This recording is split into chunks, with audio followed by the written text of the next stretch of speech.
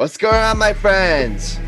Welcome to episode 23 of the Get Your Game On podcast, bringing you the hottest takes, latest stories, and spicy picks surrounding New York, New Jersey, Philadelphia, national, and international sports. Hosted by yours truly and Grassani, joined this time around by Alex Reich and Marcellus Murdock. You can listen to the podcast right now on SoundCloud, Apple Podcasts, Spotify, Google Podcasts, and YouTube. Also be sure to follow us on Twitter at GetYourGameOnP. Now with all that said, it's time to get your game on.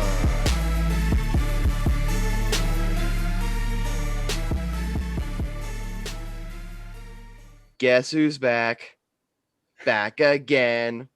We are back. Tell a friend. Guess who's back? Guess who's back? Guess who's back? Guess who's back? Oh, I could go on and on and on. I'm not gonna rap the entire song. What's up? We're back. Alex, how you doing? I'm good. How are you? Man, I'm good. This is like our first episode since hold on, let me check the calendar here. Our first episode since I think it's been a week. I think our last episode was May 28th, so it's been well over a week. So as we said, we take a temporary hiatus to the show because of our Chris, one of our hosts, is gonna be out. Is gonna be out for a while. He's gonna be out for again, we don't know for how long, but he's gonna be out for at least a couple months. And number two, I recently got kind of a new.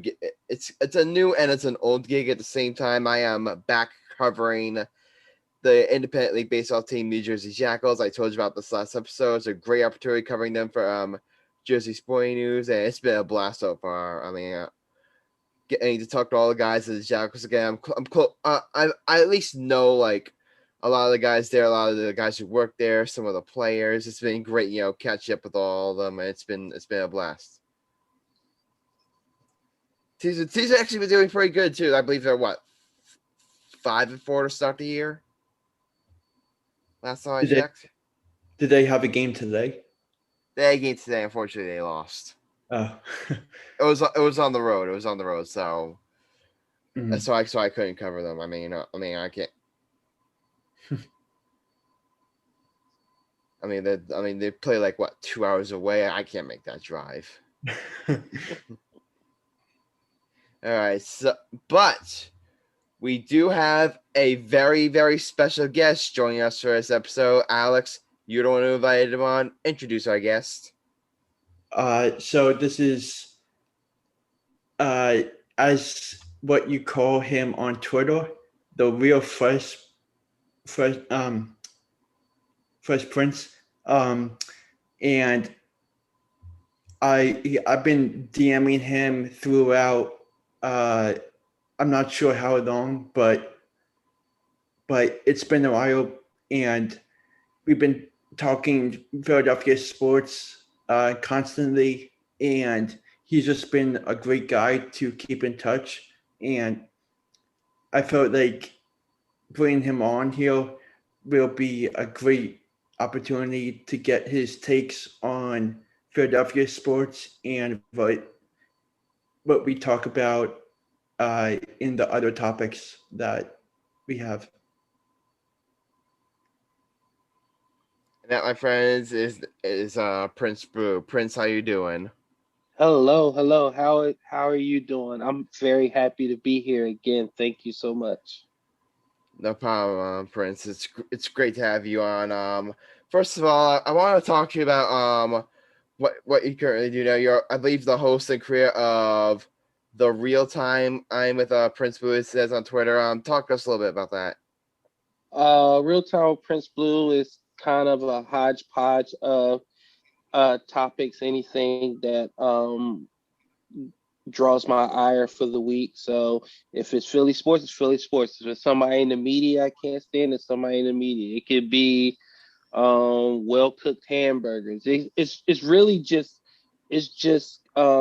my chance to rant and get things off my chest and to bring people along with me. So it's a venting show, right? Yes, Uh, pretty much. that's It's a vintage awesome. show. Absolutely. Awesome. It must be great to because I can understand. That's one of the reasons why we started this podcast. We all just have stuff like, obviously we're a sports podcast, so we focus primarily on sports, but everyone just needs an outlet to just get like things like off their chest, and that's one of the great things about this digital age that we're in, is that anyone can have a voice, really, for Hmm. better or worse. Yes, absolutely. For better or for worse. Yeah, definitely. You're also the host of the Black and Blue Light Show. Talk a little bit about that. Well, I'm a retired police officer, so me and another retired police officer that I worked with for over a decade, we had a lot of things to get off our chest. So we decided to just fire. We did an episode, and it was really popular, and him and I decided to branch off and do it separate. So we talk about police, community, mental health within the police and firefighters and first responders. And pretty much we just talk about some real serious issues and dive into any current events that's going on that happens with the police and the community. Yeah, definitely. That's awesome. It's really I just think it's very creative too. Like, obviously, like, there's a lot of tension between the black community and law enforcement nowadays. So to hear like from two people who are part from of both communities, like, speaking up about these issues, like, it's very it's very phenomenal what you're doing. It's very like interesting too, I would say. Thank you. Yeah, it's very unique. It has a great perspective because I can see it from both sides, and of course, he can see it from the side of being a police officer and being a white guy as well. So it's fun. We talk. We get along great. The chemistry's there. Like I said, I've known this guy for over 10 years, so I know him as a person, and I know his spirit. So I know when we talk and we talk about things, it's genuine. So we like it a lot. Yeah, definitely. Alex, you had something you wanted to say? Oh, so is the other guy into sports or no? He's not a sports guy. He'll watch it, but Yeah. he's not a fanatic like I am. Hmm. Yeah, no, he's not. He's a gun enthusiast and things like that, but he's not into sports like I am. So kind of like a criminal justice guy. Yeah, pretty much so. Hmm. Yeah, awesome. I'll say all the work you do, like it's phenomenal, Prince, and like, I'm happy for everything that you've done. Like, obviously a retired cop and an Army veteran. You've given so much to this country, to our communities, and the work you do is really just, it's awesome, man. We can't thank you enough, and we're happy to have you on the show for an episode. Thank you so much. All Thank right, you. so we're gonna dive right in. We're gonna dive right into we were gonna open up with basketball today, considering like there's a bunch of basketball news. The Knicks and Lakers got eliminated. The first round's kicking off. Nets won game one. 76ers lost game one. We'll definitely talk about all that. But the lead to the show, I think we all can agree, is, I believe it dropped about, I don't know, what was it, 1 o'clock? And that is, of course, the Falcons trading Julio Jones. And I don't know about you guys. We all knew that this was definitely brewing. This was definitely like a real possibility, and I just think like it's something that maybe we should have seen coming, but I don't think anyone saw this.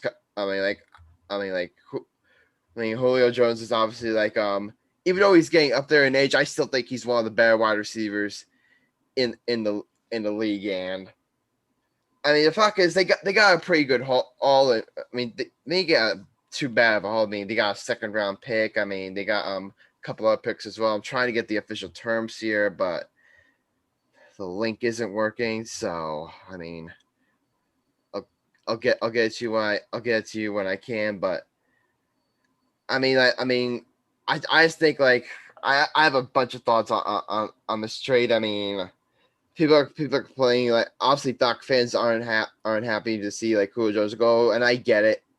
Like because he's like obviously a fan favorite, and he's like he's a different wide receiver. He's not one of those like quote unquote diva wide receivers. Really, he's like he's more of like a little.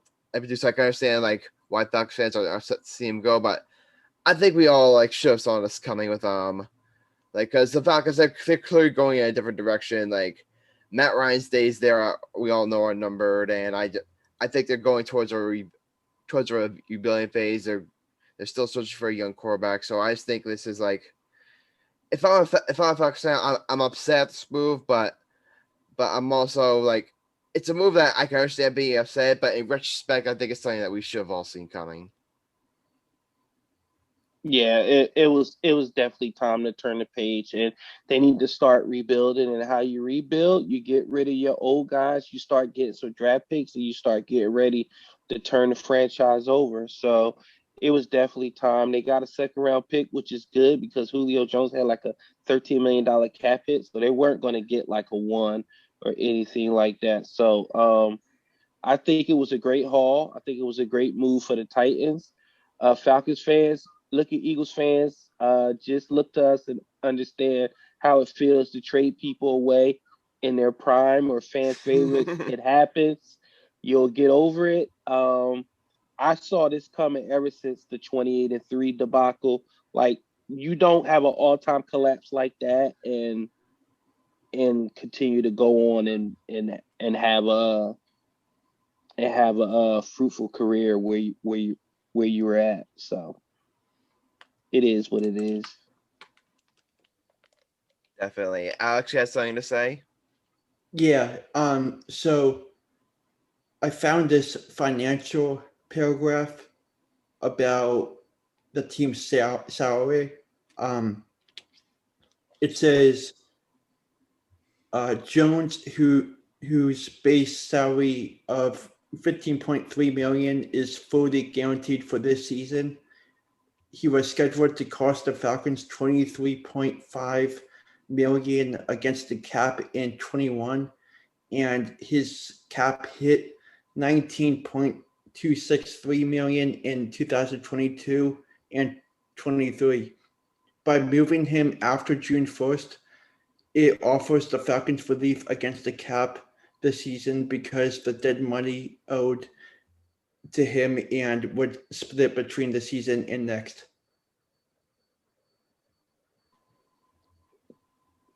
That's nuts. Yeah. I mean, I have the official terms here, by the way. The Titans obviously they get Julio Jones, and as far as the picks go, Falcons get a 2022 second round pick, so a second rounder next year, a 2023 fourth rounder, and the Titans get a sixth rounder in 2023. They take on Jones' salary for 2021, and the rest of the deal the Falcons have $7.75 million in dead money. So those are all the official terms, but I mean, obviously, if you're a Titan, this is an excellent deal. I think this is a deal that you make 100 times out of 100 times because the Titans, like, they're a pretty good team, man, and they're going for it. Yeah, they're definitely going for it. They're a team that before this move, they were obviously like one of those they're obviously like a great team, but they're still one of those like I would say fringe playoff teams. Like they're not a team that you look at and say, oh, they could like be a serious contender for a Super Bowl like the Chiefs, like the Bills. I think this deal puts them a lot closer to that. I think this deal like puts them as one of the better teams like in the AFC. Definitely, because obviously you have Ryan Tannehill, who like we all thought was like just a nobody, and he was gonna fade out. And look what he's done like with the Titans. He's been phenomenal, and you add him a weapon like Julio Jones. I mean, the ceiling is the roof for the Titans next year. As I like to say. That's a good one. It's still Ryan Tannehill. When you put Ryan Tannehill against Josh Allen and Patrick Mahomes, and I mean, he's obviously not like at that level, but he's still like a very solid quarterback. he served. Yeah. Absolutely. Would you say he's like Matthew Stafford? No, I actually like Matthew Stafford. Matthew Stafford, arm talent wise, is probably top 3 in the NFL. He's that unreal. His stats never equated to winning. Blame it on the organization, blame it on him, blame it on drafting, but he put up a whole bunch of numbers and just no winning to show for it. But as far as arm talent, yeah, you can't name 5 quarterbacks as far as throwing the football better than Matthew Stafford. Tannehill is not on that level. If we talk about pure arm strength, I definitely agree with you. I mean, Matthew Stafford has, like, during his prime, I think Matthew Stafford had, like, you could make case he had the strongest arm in the NFL in his prime. I mean, his arm isn't as strong as it used to be, but it's still one of, like, the stronger arms, like in the NFL. And I still think Matthew Stafford is one of the better quarterbacks. I mean, as far as right now between Ryan Tannehill and Matthew Stafford, right now, I'm not sure. I mean, it's a close one for me. If we're talking about in their primes, it's Matthew Stafford by a mile. But if we talk about right now, I think ask me later on. Ask me like before start of season where I do my quarterback rankings. Like, honestly, I did not expect us to be talking football today because this is the one thing I gotta get something off my chest. This is the one thing I hate about football is that after the NFL draft, like it just becomes like a ghost town in football news for the most part, like until training camp. So you get like what? So we got May, we got June, we got July. Pretty much basically 3 months of nothing when it comes to football, and it always grinds my gears, as I like to say. And then can you relate? And then we get Adam Schefter bombs. Shefty bombs. Chef's cooking. And also Ian Rappaport. Oh yeah. We got Rap Sheet bombs. We got Shefty bombs. We got Shams bombs. We got Woj bombs. And we got my favorite, Pass and Gas. Oh God, not him. You did not just disrespect Jeff Passan. You're not a fan? He's okay. He's okay. I mean, I think out of all the baseball insiders, I probably like Passan the most. He's probably my favorite too. Yeah, I like Passan the most. Buster rubbed me the wrong way earlier, complaining about the Phillies and that tag at home. Yeah. My boy isn't there anymore at ESPN. What was his name? Oh, what was his name? Because it was him and Buster stuff. His name. I think Matt's still there. Matt Vasgersian is still there. Not Matt Vasgersian. It was the other insider that was there. It was him, Kirchin, and Buster. They were like the Holy Trinity. I'll look up his name. No problem. I'll find his name and then I'll say it. All right. All right, Marcellus. I don't think we ever really got your chance to talk about the Julio Jones trade. So, what are your overall thoughts? I was shocked by the trade. I mean, I saw it today I got a notification on my phone. I mean, I didn't really see the full details, but I saw that it was at least a second rounder, and I was pretty surprised. I mean, I know, the pressure was on for Atlanta to make a move, but I didn't think they were going to crack, like that, for a second rounder. I feel like they could have got a little bit more value, for him since he's an all-pro wide receiver. But, I mean, for Tennessee, that's a great get. That's going to be nasty. Derrick Henry, A.J. Brown, Julio. That's going to be a tough core to beat, I think. For sure. Yeah, definitely. I said before, I think I don't think it's necessarily puts the Titans on the same level as, like, definitely not the Chiefs or the Bills. I don't think it necessarily puts them on the same level, but it makes things interesting. It definitely like gives them a big boost, like, because you again, Ryan Tannehill, we all thought was a bust. Like, he's like been playing really well for the Titans. And you add a weapon like Julio Jones, it's only gonna elevate his game further. And again, I think for the Titans, this is a movie make 100 times out of 100 times. And if you're a Falcons fan, I understand why some Falcons fans are angry at the trade, because Julio Jones is a fan favorite and he's still getting up there in age, but he's still one of the better wide receivers in the NFL. But at the same time, we all I'm still shocked by the trade, but in retrospect, how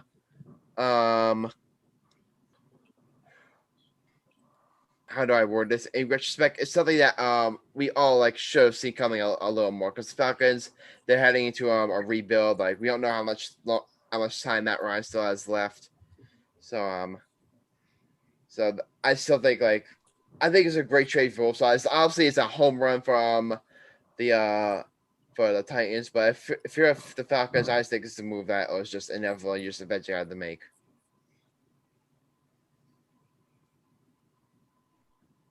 So yeah, unfortunately, we're running out of time with Prince Blue. We already head out soon. So normally, how about this? Normally we do a show like every single episode called Mike's Hot Take, where the vice president, as we like to call the show, Michael Cunningham, gives his hot take of the episode. But since Michael cannot be here with us today because he is he's currently like with his family celebrating his birthday, so we definitely respect him taking the episode off. But normally we do a segment called Mike's Hot Take. You know what, Prince? I think you should take over the segment for this episode. So basically, what the segment is like, you can come with a hot take about sports. It could be anything. It could be anything. Like, but honestly, that's what you consider quote unquote a hot take. But you could do anything. Like, talk for like however we want, elaborate a take, back it up, and then we all vote on it and we decide whether to approve it or deny it. And just so you know, this is gonna count towards Michael's record. Michael, I think, he has had 19 approved and 3 denied. So okay. All right. So Prince Blue, the floor is yours. Take it away. My hot take is, after what I witnessed in the fourth quarter and down the stretch, the Hawks don't win another game. Ooh. Everything that could go wrong did go wrong. Turnovers, bad defense, missed assignments. The role players of the Hawks shot the lights out, and they would not miss. That will not happen again. They will not shoot over 50% from 3, and they will not shoot over 65% from the floor. Won't happen again. The Hawks will not win another game. Honestly, Prince, I can hear where I think we're obviously we're going to talk more in depth about this game later on in the show, but I definitely did not see this Hawks win coming. I did not see this Hawks win coming, but I definitely think the Hawks I'll say this. I think the Hawks had a lot of advantages in this game that I don't see them having going forward. Like, obviously, like Joel Embiid, like he's still like not 100%. Like he's still gonna take some time like getting back to form. So that's definitely an advantage. And as a B like gets more comfortable and he gets like more used to playing with his torn or meniscus, as he gets more used to it, I think he's just gonna become better and better. And I don't see the Hawks stopping him. I mean, with them, with their interior, with Click Capella is obviously pretty solid, but I just don't. But they're just their interior presence is just not there. I just think that's an advantage that the Hawks had in game one that they won't have in later games. And plus, Embiid scored 25 plus with a tear meniscus. Yeah, he still had a pretty good game. 39. He had 39. He had 39 points. Exactly.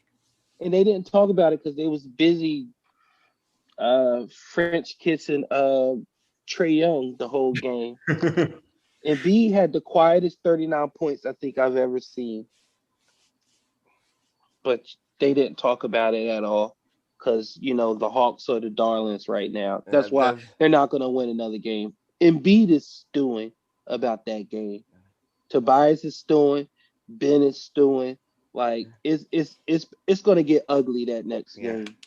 And Danny Green was off. Awful. Awful. So, trust me, you don't think Embiid sitting back and seeing Trae Young and Bogdanovich do all that shushing the crowd and trying to be the quote-unquote villain? If you ain't doing anything, you better watch this next game because it's gonna be bananas. Oh man, I mean, I was talking about this. Like I said, for me and Michael actually were with some friends yesterday, and we were talking about this with one of our friends, with our friend's dad, who's also a big basketball fan, and I'm a Trae Young fan. Like I love his game. I love watching him. Like back in 2018, actually, when the Nets like had like no first round picks, and we were still a rebuilding team, I was a big proponent of us, if we could somehow find a way trading up and like find out some way to land Trae Young. I knew it was never gonna happen, but I wanted Trae Young like on the Nets, as I loved to like his game coming out of college, and I love what the Hawks are. He's so much fun to watch. But he brought up a great point. I do think Trae Young's developing a bit too much of a swagger for this early in his career.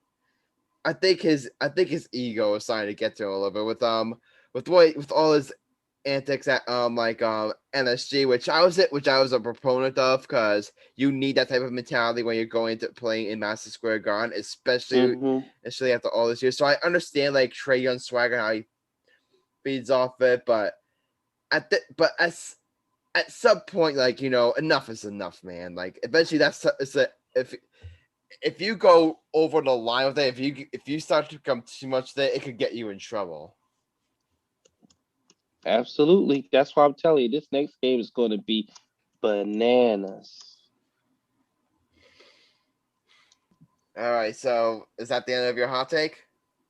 That is the end of my hot take. All right, so we're gonna vote very quickly, and then Prince, we're gonna let you go. We're gonna vote. I approve. 130% approve. Marcellus, just for the sake of it, just the sake of argument, just you can vote.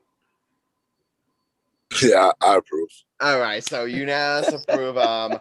Prince, like, it's just great having you on. Like, I love like it because it's just like, again, I said, for all the work you do on, like, obviously, like, as a veteran, as a police veteran, like, and all the work you've done, like, in the communities, and what you're doing now with the shows you currently have. It's really like it's really admirable what you're doing, and especially as a sports fan too. Like, it was great getting a lot of your takes on. So we thank you for coming on, and hope you follow the show going forward. Thank you so much. I definitely will. Thank you guys for having me, and please, like I was telling Alex last episode, let's do it again. Definitely. Before we go, where can everyone find you?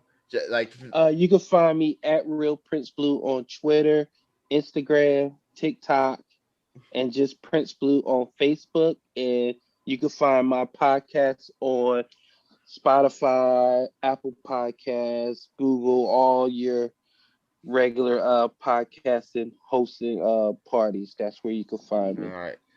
I had to make sure I get that plug in there. Sometimes I forget to do that. I mean, No, you're all right. Thank you so all much, right, man. all I right. appreciate it, fellas. All right, later, Prince. All right.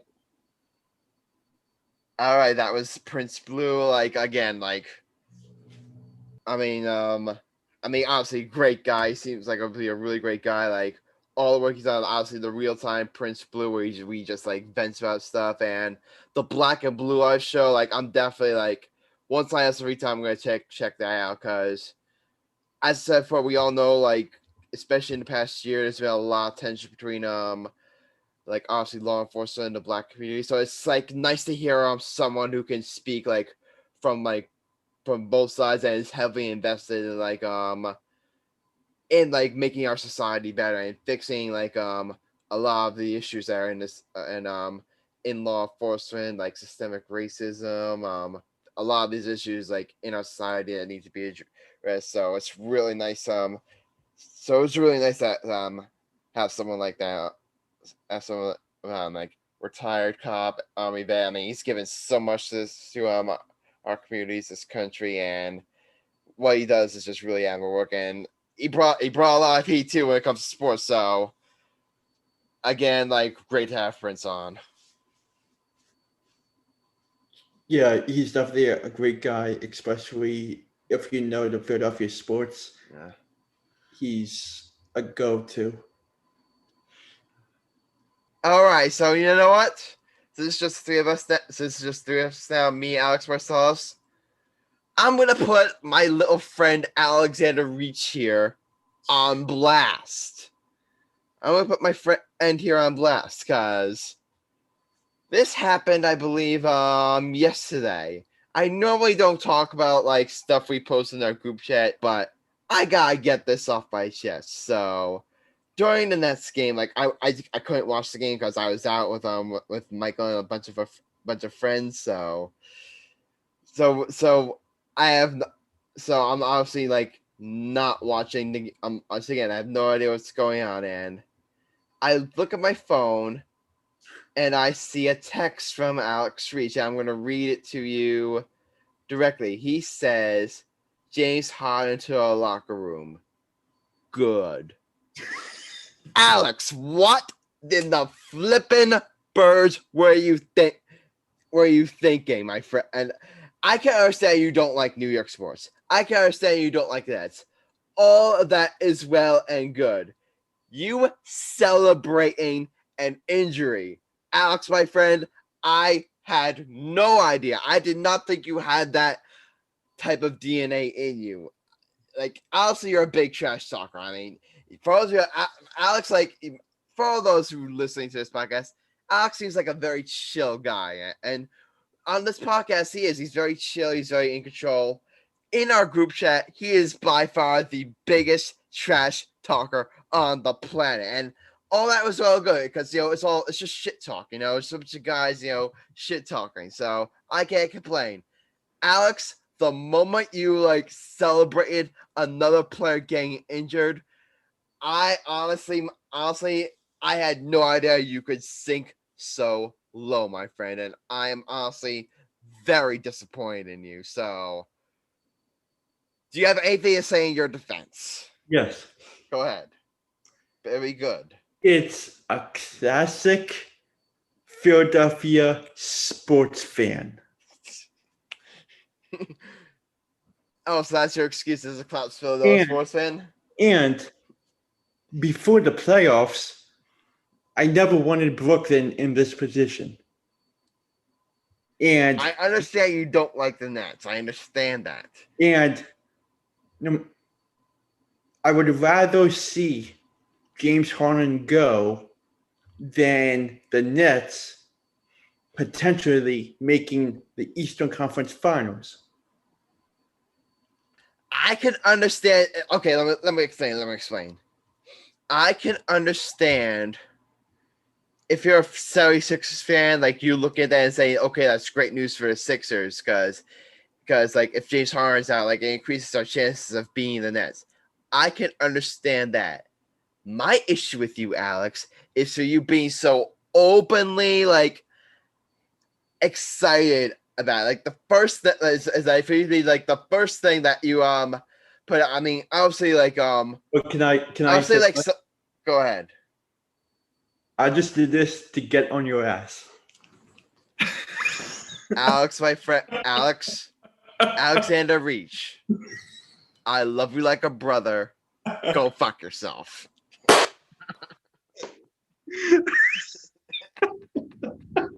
And to end this segment off, just so you know, no James Harden, no LaMarcus Aldridge, no Spencer Dinwiddie, no Jeff Green, no Karis LeVert, no Jared Allen. And what do the Nets do? They take care of the Bucks fairly easily. They win game one. And all of those fans out there, and I know like a lot of them.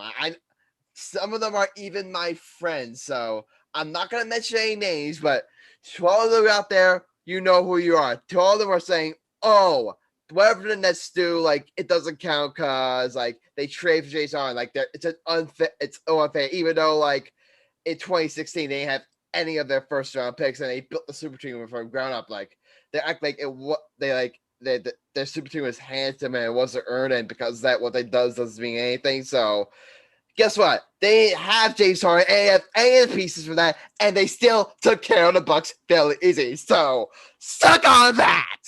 And they will not have Harden for game 2, so suck it. And guess what? You think I care? After how now obviously can the Nets repeat the game one performance again? Like the Greek we don't know. We don't know. Greek will take you guys down, and the Reindeers will come alive and shut the hell you guys down. Real talk. What evidence do you have to back that up, Alex? What? What evidence do you have to back that up? Who's gonna shut us down? Who's gonna shut us down? Okay. The Greek freak. His long ass wingspan. You think? Wait. You think Greek freak's gonna shut us down? You think Greek freak's gonna shut Kevin Durant down? Oh, absolutely. Did your parents drop you when you were a toddler, Alex, my friend? Oh my God, I cannot believe the words that are coming out of your mouth. I cannot believe, Alex, my friend, I've always liked you. I've always respected you. The words that are coming out of your mouth are driving me insane. This is part of why I don't. Giannis is gonna shut down Kevin Durant. Giannis, who before this game, everyone said does not guard the other team's best player. He's always shying away from that. Now all of a sudden he's gonna shut down Kevin Durant. Thanks for the joke. Marcellus, save us! Marcellus, save us! Like you're the neutral party, Marcellus. You're the neutral party here. Break this down for us. Please tell me my friend Alexander Reich here is insane. I'm not insane. Milwaukee. You're insane, Alex.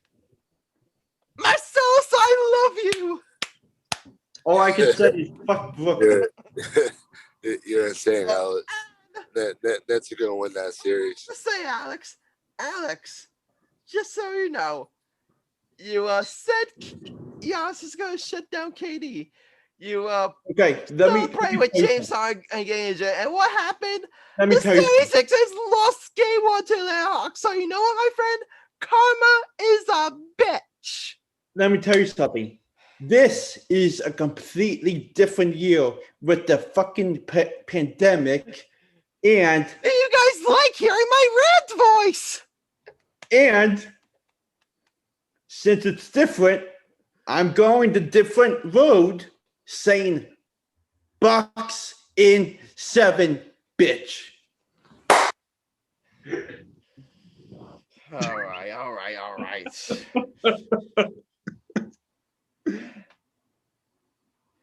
All right, we gotta have this discussion.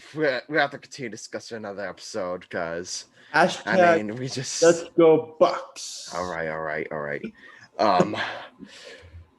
We still got a couple. They're recording for I don't know about. I don't know. So we still got other stories to talk about. Unfortunately, we don't have Michael here to talk about this. Talk about this because I was so looking forward to tormenting him about this, but both the Knicks and the Lakers are going home. The Lakers lost Game 7 to Nets. Alex, Alex, did not make me mute you for the rest of this episode. You can't. I technically can't, but I will find a way. By the way, I would do this to you. I would do the classic Joel Embiid move. Suck it. Joel, the process Embiid.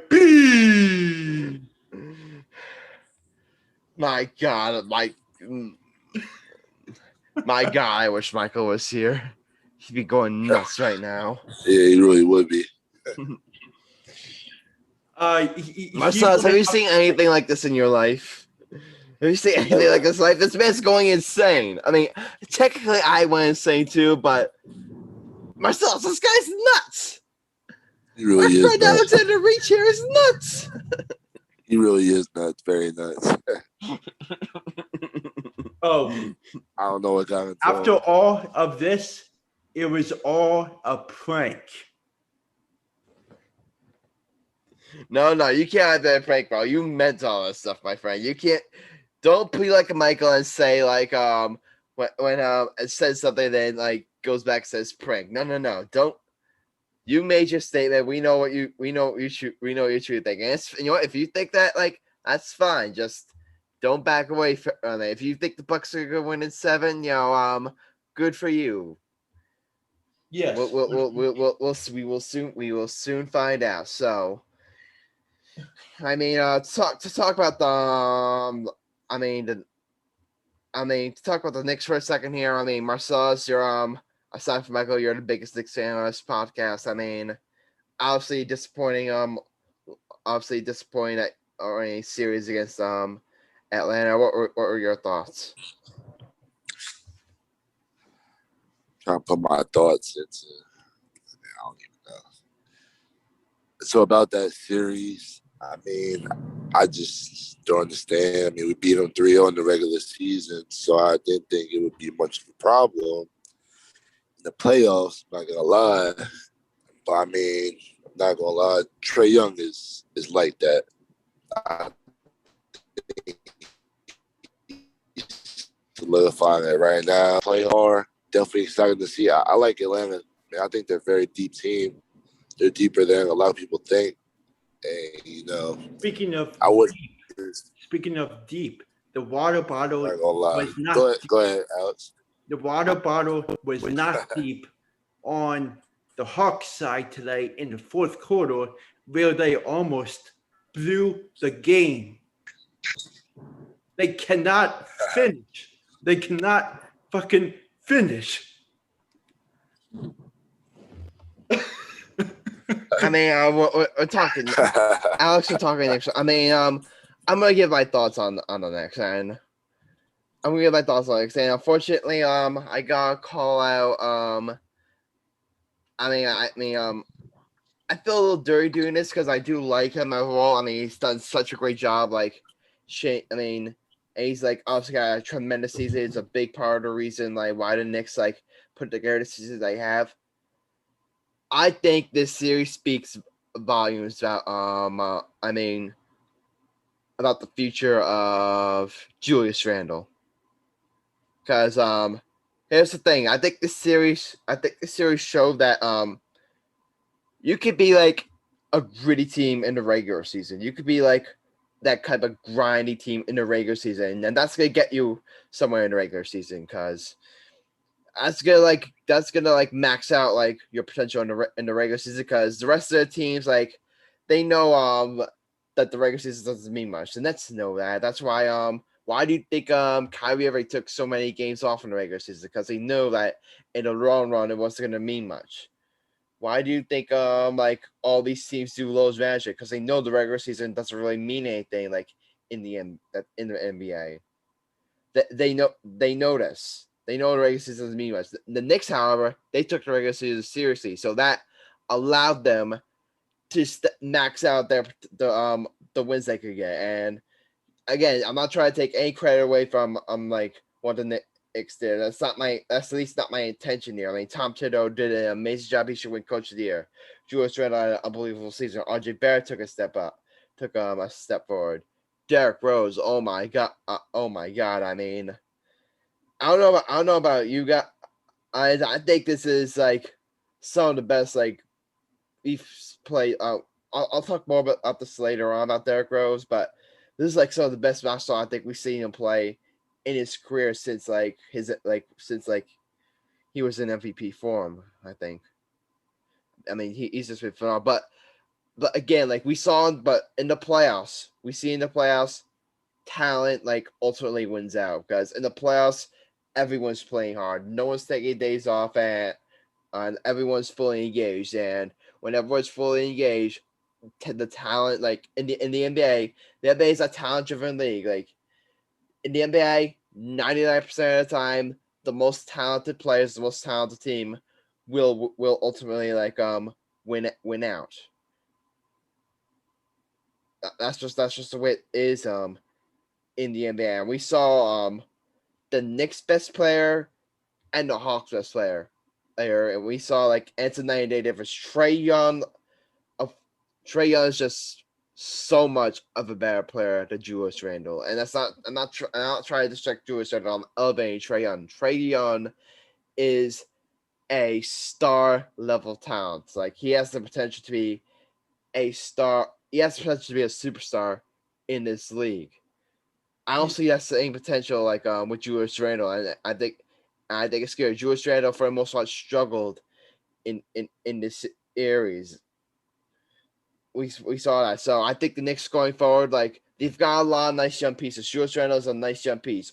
RJ Barrett's a nice young piece, and obviously all my compliments are Derrick Rose. But I think the Knicks right now, I think their mission needs to be honestly their mission is to get that true like. They need to add talent. They need to add that true, star player. They need to add that true like superstar level player. Like because it's so much what the Nets did. Like the Nets, like with D'Angelo Russell, like and Karis LeVert and all those boys, like they were a grindy team and they ultimately got to the playoffs. But unfortunately, they didn't have enough talent to go over the top. But the coach they built made them an attractive destination for superstars to want to come there. So now we're gonna see like what superstar names can Knicks attract. That has to be a plan for next. They need to attract a superstar level talent. Marcellus, do you agree?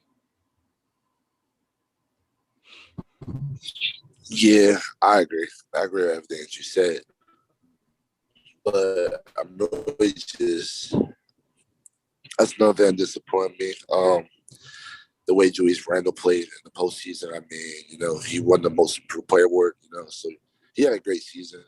Regular season, he played great all season, I thought. But, when push comes to shove, the playoffs is really what matters. Yeah. You know what I mean? So I feel like, he's still young. He hasn't even really touched his prime yet. So yeah, it's a young Knicks team. We'll see what happens. We'll definitely see what happens to Julius Randle. But here's the thing.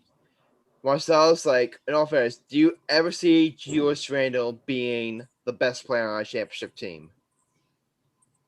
No, I don't. Exactly. And right now the Knicks right now the Knicks don't have that. They don't have that player that's going to be the best player on a championship team. So they need to go out there and like find that player. whoever it is. Like we'll see what happens. I've seen obviously we'll see what happens with the Wizards and Bradley Beal. We'll see what happens with the Trailblazers and Damian Lillard. Those are two names right off the bat. If the Knicks can somehow, I had this discussion like again was like if the Knicks can somehow find a way to recruit both and put together a backcourt of Damian Lillard and Bradley Beal, I think that would be dangerous. I don't think nobody will want to see us in the East for sure, especially not those Sixers or Nets. Assuming let's keep that group together. I mean, the New York City would have like the best basketballs in the NBA. I mean, you got Damian Lillard and Bradley Beal, and you got James Harden and Kyrie Irving. So that would just be like that would just be like insane. But we'll see what happens. I mean, the Knicks, they have a lot of work come out though. I think it's gonna be a very interesting offseason for the Knicks. So I'm excited to see what we do. I mean, I definitely think we need another go-to scorer. That's really what we need. We don't have one right now, as we can see in the series. We got exposed because we didn't really have another go-to player. We were relying on RJ too much and Randall, and that's just not enough. Yeah, that's just my take on it. We'll be all right. I definitely hear what you're saying. We'll see what happens in the offseason. So it was a great season. I'm not mad. I'm satisfied. We weren't even supposed to be in the 4th seed. We were supposed to be dead last. So, I definitely surprised a lot of people, especially me. I love to see it. But I thought Thibodeau was a great coach. I thought it was a great hire anyway. So I kind of expected that. Yeah, definitely. We're recording for a while here, so I gotta do we gotta touch upon one more thing, and guys, I might be going on another rant right now because we gotta talk about. Unfortunately, Marcellus. Marcellus might be a neutral party again, but I know Alex is definitely gonna enjoy this next topic, and that is the utter disappointment, the utter travesty, the utter whatever negative adjective you wanna put on it, the utter whatever, that is the 2021 New York Yankees. The New York Yankees have been playing awful baseball from top. Where do I even begin? I mean, they just recently got swept by the the Boston Red Sox. I can't even pronounce the team's names right. They got swept by the Boston Red Sox. I think they split with Tampa Bay, which I can't get on too much. I mean, I can't get mad at the Tampa Series too much because they did ultimately split, but that's a series where you're playing a division rival, you're playing a team that you're chasing for the division. You need to you really need to go to extra mile and try to win that series. But you split, I'm not gonna get too mad at you. But before that, they got swept by the god awful, whatever you want to call them, disgrace of an MLB team. Not really, but bear with me for a second here. The Detroit Tigers. They got swept by the Detroit Tigers, one of the worst teams in baseball. And guys, I think it's time we need to be worried about the Yankees. I am officially at that point where I'm not necessarily hanging the panic button, but something is seriously wrong in Yankee land because we're 6 games into the season. The Yankees are 31-29. They're 31-29. They're only a game above 500. That's just completely unacceptable. Last year, don't give me the BS of, it's just a small sample size. Everything's going to be all right. Last year, was a 6-game season. They let me do the math here, my friends. I did not go to college and high school for all these years and sub through all those math classes for nothing. So you know what? I'm gonna put my math skills to the test, my friends. Here we go. So we won 33 games and and last year. And in 60 games last year. Through 6 games this year, we've won 31 games. 33 plus 31 is 64. We lost 27 games last year. We've lost 29 games this year. 56. We are 60. And so in 120 games, we are 64 and 56. Now you may look at that record and say, "What? That's not." And I think, "Oh, that's not too bad." And you're great. It's not terrible. It's not a terrible record. Here's the thing, though. The Yankees weren't expected to be terrible. They were expected to win at least make it to the World Series. And right now, does this team look like a World Series contending team? I don't think so.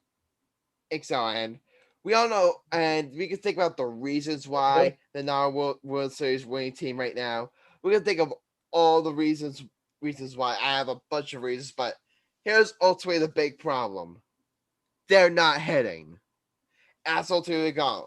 Aside from Aaron Judge, what Yankee is hitting up to their potential right now? Aside from Aaron Judge, who is hitting at the level they should be? DJ LeMahieu's like taking a massive step back from the last 2 years. Giancarlo Stanton went on that complete tear earlier in the year. They got injured, but ever since he's been back, he's forgotten how to hit. So he's not living up to his potential. I'm actually gonna give someone who you guys know I've been critical of him in the past. I'm not his biggest fan. Gary Sanchez is actually hasn't been hitting too bad. I believe if you look at his advanced numbers, he's actually producing among the league he's actually one of the better hitters on the team. Now, I think that speaks more volumes about how bad everyone's been rather than how good Gary Sanchez has been. But still, I'm not gonna get on Gary Sanchez too much because statistically he's been one of the better hitters on the team as late. And as of late, he's actually pretty good. He had a big double today. So you know what? I'm gonna cut Gary Sanchez some slack.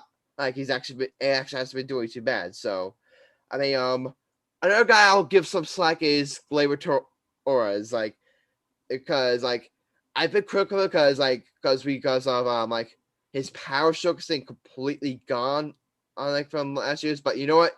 He had a big home run recently today, and he did have that huge double to tie the game for the Yankees today. So you know what? So I'm gonna give Gleyber a break. But still, those two guys, Gary and Gleyber, have been hitting up to their potential. And who else? Clint Frazier, even though he had a big walk-off yesterday, not hitting to his potential. I could just go on about the players in the Yankees lineup that are not hitting up to their potential. I've got more to say, but Alex, you wanted to say something? It better be good, my friend. They caught James Harden's DNA. What do you mean by that? The injuries. None of them are injured right now, smartass. Doesn't matter. They're playing like poop. Yeah, they're playing like poop. They're playing. They are seriously Detroit Tigers 2.0. Hold on for a second. There we go. Much better. So there we go. Much better. So I'm gonna get back. Try giving Alex the floor there for a second was one of the biggest mistakes I've made on this podcast. So you know what? I'm gonna keep him muted. I'm just gonna Marcellus, you can chime in if you want, but I'm just gonna keep on venting here for a second. So what's next for the Yankees? What's next going forward? Because right now they're in some trouble. Because right now everyone was thinking I said earlier in the year, I was and this is another mistake I made. Earlier this year, I was thinking my mentality was get through the regular season, let's get to the playoffs. Right now, playoffs are far from a guarantee for the Yankees. They are far from a guarantee. You don't believe me? Let's take a look at the MLB standings right here. If my phone can cooperate. The Yankees right now, Do you know how many games back they are of the American League East? They are 6.5 games back. And don't give me the early season. It's June 7th. Like, it's late into the season. Like, enough with it's early. Like, they are in a serious hole. Now let's look at the wild card. They are right now 2.5 games out behind the Houston Astros for the second wild card. So that's not too. So you can say, they can ultimately fall back on that. Is the fact that they're not that far away from the wild card, but still 2.5 games back. That's not something that you could just make up overnight. They need to start playing better baseball. I got to put one man on blast right here. I actually got to put two men on blast here. Aaron Boone, Brian Cashman. Aaron Boone, God bless his soul. He seems to be a great guy, great man, all that good stuff. But as a baseball manager, he has not impressed me. It's simple as that. He has simply not impressed me, at least these past couple of years.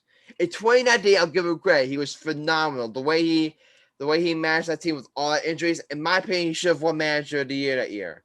So I'll give him credit for that. But since then, I saw this on Twitter. I'm not gonna dig up the tweet right now because we don't have time for that. But I saw this on Twitter. I'm not gonna dig it up so I can read the exact tweet. But it went along the lines of this: the team ultimately, a baseball team, ultimately takes on the personality of their manager. We saw it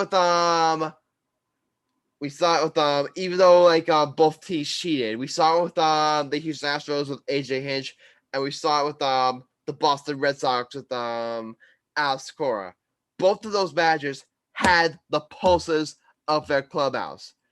Both of those teams, both of them got the most out of their team. Like, their team played hard for them. The players they respect their manager. They play hard for their manager. They would run through a brick wall for their manager. They play discipline for their manager. When you look at the Yankees, you see sloppy baseball. You see sloppy defense. You see players that at times not hustling. The Yankees don't look locked in. It's as simple as that. They don't look locked in at the plate at times, and they don't look locked in at the field and base running. I believe the base running has just been, oh my God, it's been awful this year. And that falls on the manager. Now I get on Brian Cashman. To get on Brian Cashman, I understand you're building I understand everyone's building their team through analytics. I understand you've built this team based off based on modern baseball, emphasis on home runs, emphasis on getting on base, emphasis on all this stuff. But you gotta be able to adjust. That's the problem, and that's the problem with the way Brian Cashman has constructed this team. Every single guy aside from DJ LeMahieu and Gio Urshela, and to a certain extent Aaron Judge and Gleyber Torres, everyone on this team is looking at the ball out of the ballpark, and that is not a good approach to have at play. I understand, and here's the thing: I have no problem with the Yankees looking to hit home run, with the Yankees preaching the importance of home runs, because I agree, home runs are. It's been proven that home runs are the most easiest and most efficient way to score runs in baseball. It's been proven that. And I agree with that. Here's the problem. You can't look at that information and then think, oh, let's build a lineup that can only score home runs. It doesn't work that way, you nerds. It doesn't work that way. So it's I always preach this philosophy about knowledge versus wisdom. Knowledge is knowing something. Wisdom is knowing how to apply it. You know that, like, let me explain something. Let me explain something here. Alex, my friend. Alex, my friend. You know what this is? This is a water bottle. I know this is a water bottle. That's knowledge. You know what's wisdom? Knowing not to mistake it for a toilet bowl and peeing in it. That's the difference. Knowledge is knowing that home runs are the easiest and most efficient way to score runs in Major League Baseball. That's knowledge. I completely understand that. Wisdom is not building a team that can only score via the home run. You need to be able to get big hits. You need to be able to get big hits with runners in scoring position. That's the problem. The Yankees have been dog shit with runners in scoring position all year. I see it multiple times. They would get runners on base. They would get runners on like whatever, second and third. They would get the bases loaded, and they wouldn't get the big hit. Why? Because everyone's trying to be a hero at the ball out of the ballpark.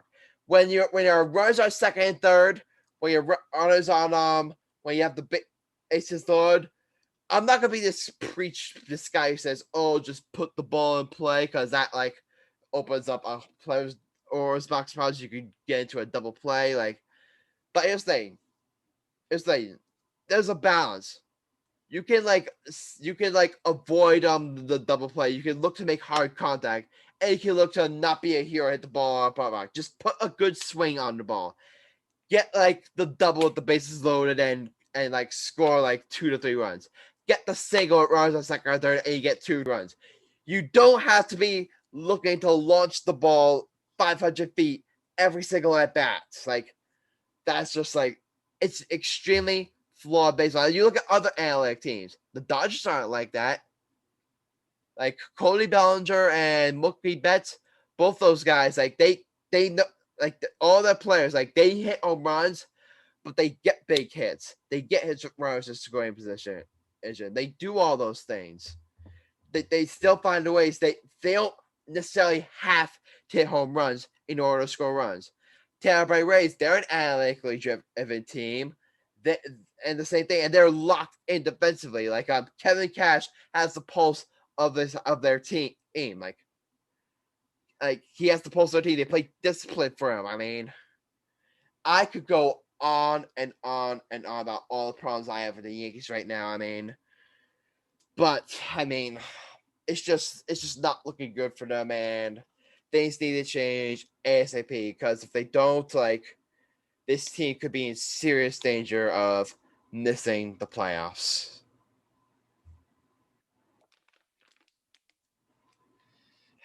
Alex, did you enjoy that? Yes. Okay. I'm done. I mean, I'm not sure. We gotta move on to obviously to our bets of the episode segment, but due to so many people being out, we hardly have anyone's bets. So, we're gonna. Let's don't do it. You don't want do you want to skip the bet segment for this episode, Alex?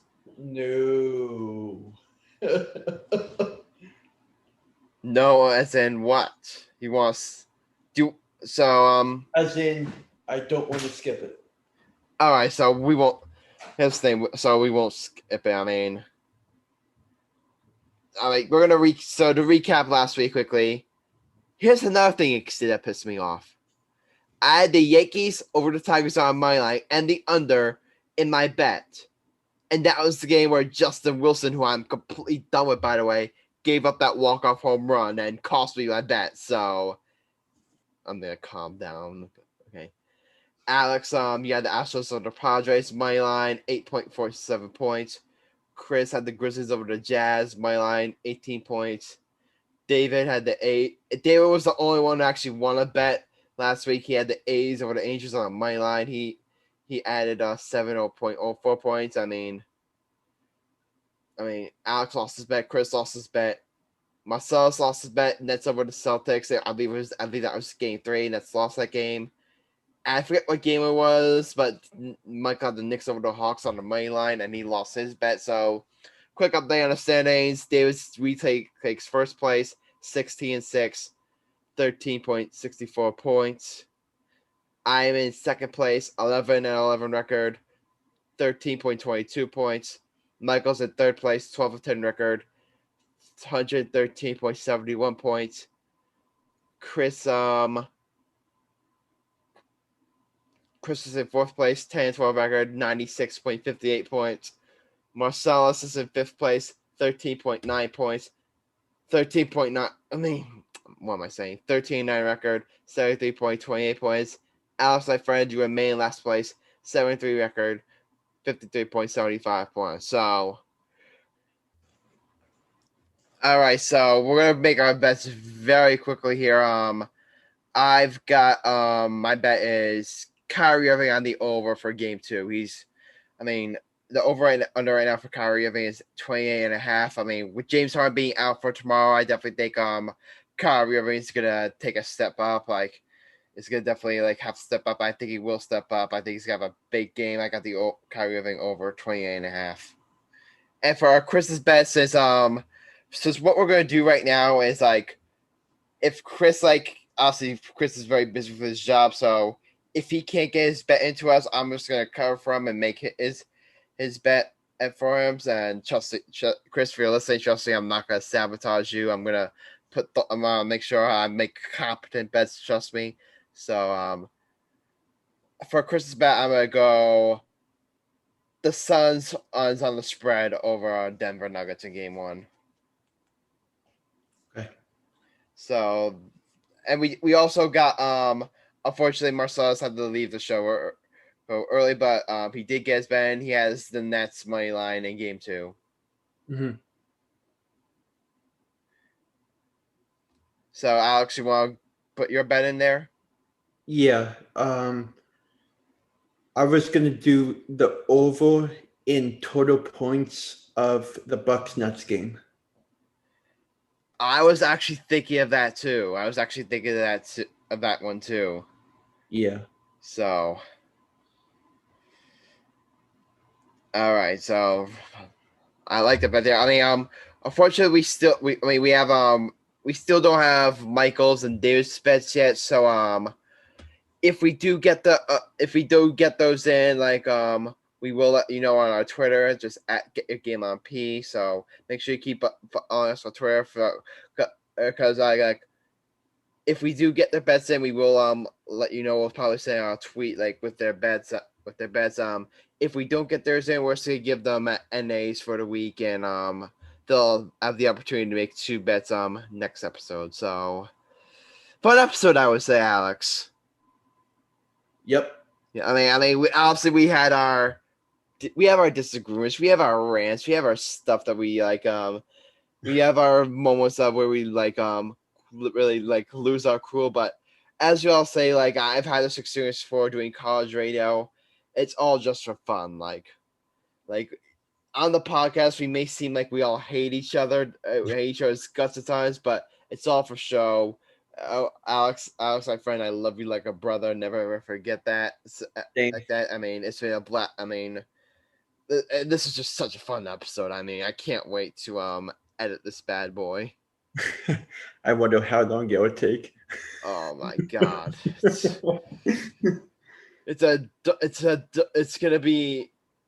It's both daunting and exciting at the same time. So we got in this episode now. That's it. And we thank Prince from Blue for being our guest today again. It was really great to have him on. So that's it. This has been episode 23 of the Get Out podcast. With yours truly, Grassani, Alex Reich, Marcellus Murdock, and our special guest, Prince Blue. If you like what you heard, leave a like and follow or subscribe to the podcast. Also, if you want to join the conversation, drop a comment or review, and we may feature it in a future episode, my friends. Those 2 reviews are just fantasy. If you can imagine a world, believe in it, and dive in. See you next time, and until then, stay lit.